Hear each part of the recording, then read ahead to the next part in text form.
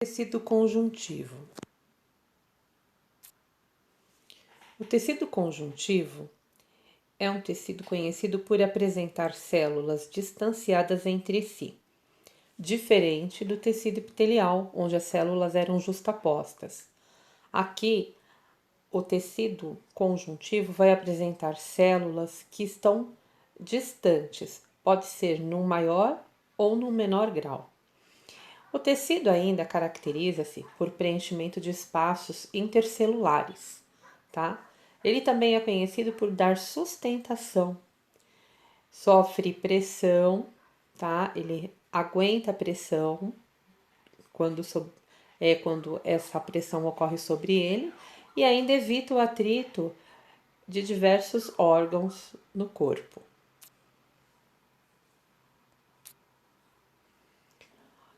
Ele apresenta 4 funções importantíssimas, que são sustentação, proteção, isolamento e transporte. Para realizar as mais diversas funções, encontramos, esse tecido em todo o nosso corpo. Aí nós vamos observar o seguinte: você vai ter uma imagem abrindo para você, onde vai aparecer que é um corte da parte da perna, mostrando todos os tecidos aí relacionados ao que fazem parte, ao tecido conjuntivo. Então, olha lá. Vamos falar agora um pouquinho sobre cada um dos tipos de tecido que, na realidade, compõem esse tecido conjuntivo. Nós vamos ter o tecido conjuntivo frouxo. Ele vai caracterizar-se pela abundante presença de substâncias entre as células, tá? E relativa quantidade de fibras que são frouxamente distribuídas, tá? Não é algo tão firme, tão forte como acontece no outro tipo de tecido logo abaixo que a gente tá vendo aí no slide, que é o tecido conjuntivo denso, tá? Ele é fibroso, ele apresenta uma grande quantidade de fibras colágenas e ele ainda é, muito resistente à tração. Pouca, mas muito pouca elasticidade ele apresenta. Ele é encontrado nos tendões, Nós temos os músculos e os músculos puxam os ossos formando os movimentos. Os músculos são presos aos ossos por tendões, tá? E também um osso é ligado ao outro ou preso ao outro por ligamentos, e eles também fazem o ligamento entre os ossos. Temos ainda o tecido conjuntivo, adiposo. Ele é conhecido como, o tecido que armazena lipídio ou gordura. Como função essencial, ele é de reserva energética. Por quê? Nosso organismo precisa literalmente da glicose para produzir energia. Quando, na falta desta glicose, o nosso corpo consegue retirar, dessa reserva aí de lipídios, a nossa reserva energética, ou seja, ele vai queimar, vai transformar em energia. Nas aves e nos mamíferos, tá?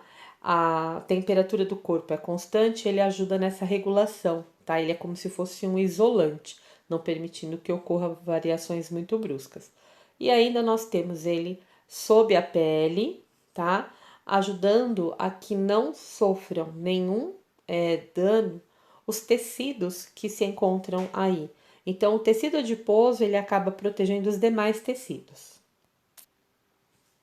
Aí você tem duas imagens, você tem aqui na primeira, você está observando a célula adiposa, na segunda é apenas, um comentáriozinho para quebrar um pouco o gelo, comentando. As células adiposas estão comentando que a dona do corpo resolveu fazer academia, então, logo logo elas vão diminuir, tá?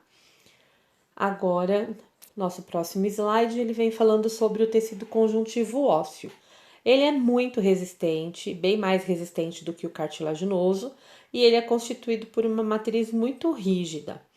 Ele é basicamente formado por fibras colágenas e sais de cálcio. Existem três tipos diferentes de células ósseas que compõem o tecido conjuntivo ósseo. São os osteoblastos, que são as células jovens, os osteócitos, que são as células maduras, e os osteoclastos, além de serem células bastante grandes, eles ainda têm uma característica, eles são muito velhos, né? Esses osteoclastos são muito velhos. Aqui, os osteoblastos, né, células jovens, você vai encontrar na região onde está em formação ou crescimento. Mas também nós vamos encontrar uma grande quantidade de osteoblastos quando, por exemplo, ocorre uma fratura. O osso precisa colar, né, um pedaço ao outro, porque houve fratura, né, ele se rompeu.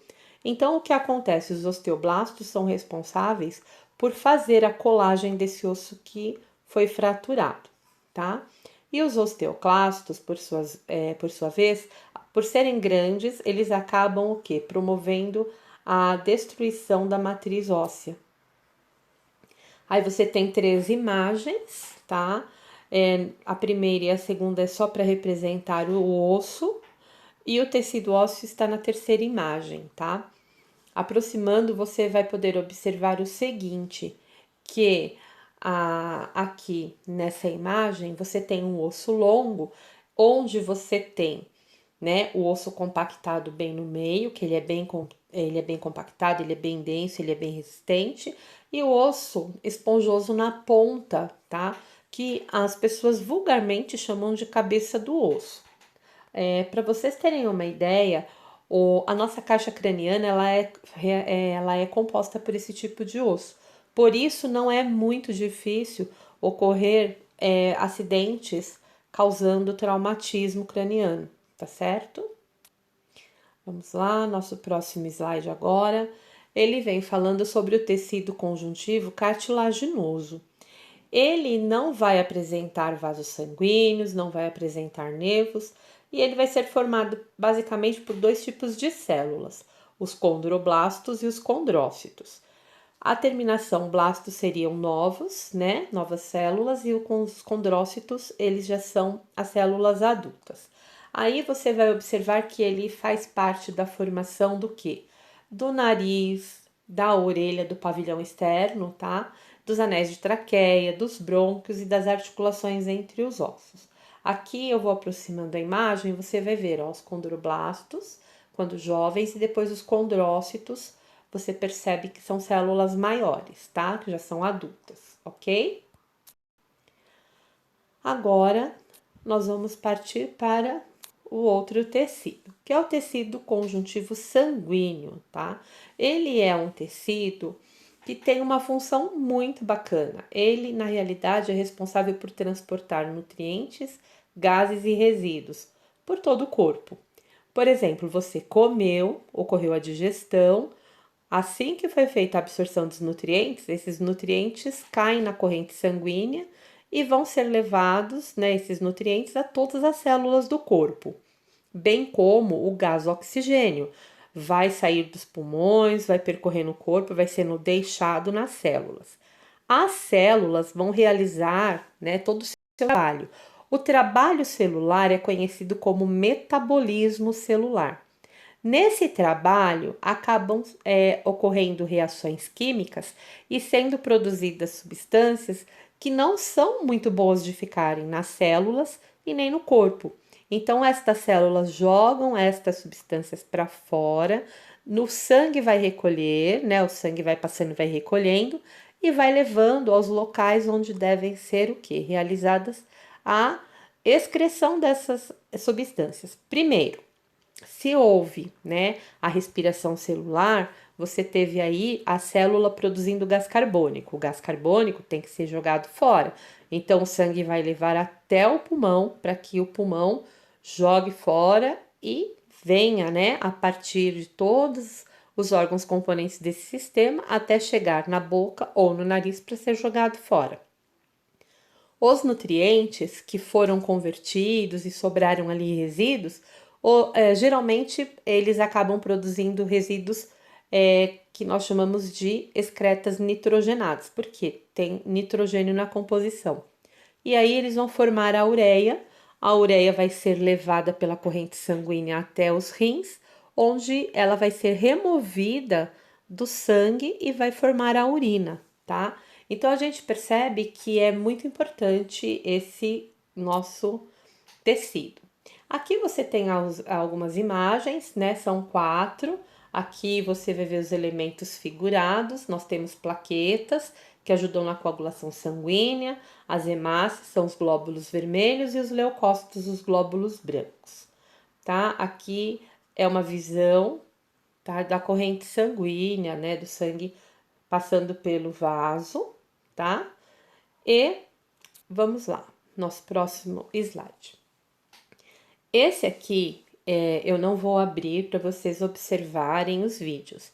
Estará disponível junto com esse aqui, estes, tá? Vídeos para que vocês possam assistir um pouquinho e verificarem algumas coisas que possam ter ficado meio difíceis de compreender, ou mesmo meio complicado, mas nesses vídeos tem assim o como acontece, né, o como aparecem as células que vão ser as formadoras do tecido conjuntivo, tudo direitinho. Só vou pedir para vocês fazerem o favor de lerem a apostila, dar uma olhada nos vídeos, né? E depois resolver os exercícios, né? Eles estão bem simples e bem fáceis. Qualquer dúvida, envie, né, o seu recadinho por e-mail ou no Remind, que a gente vai estar dando um retorno para vocês, ok? Bom estudo e até o nosso próximo encontro.